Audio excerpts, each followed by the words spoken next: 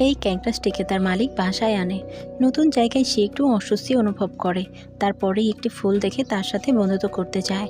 ক্যাকটাসকে আসতে দেখে ছোট ফুলটি সূর্যমুখীকে জাগিয়ে তোলে। দুজনে অনেক ভয় পেয়ে যায় ক্যাকটাসের কাঁটা দেখে এবং চিৎকার করতে থাকে। তারা ভাবে ক্যাকটাস তাদের আঘাত করবে। সূর্যমুখী তাকে চলে যেতে বলে। ক্যাকটাস মন খারাপ করে চলে যায়। তখন জোরে বাতাস আসে এবং ছোট ফুলটি তার সিড বাতাসে ছড়িয়ে দেয়। তখন ক্যাকটাস সেগুলো হাতের মুঠোয় নেয়, কিন্তু সূর্যমুখী তাকে বকতে থাকে।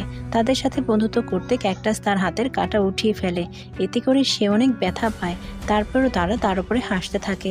ক্যাকটাস মন খারাপ করে কাঁদতে থাকে। রাতে হঠাৎ ঝোপ থেকে একটি সজারু বেরিয়ে আসে। তাদের মধ্যে খুব ভালো বন্ধুত্ব হয়ে যায়।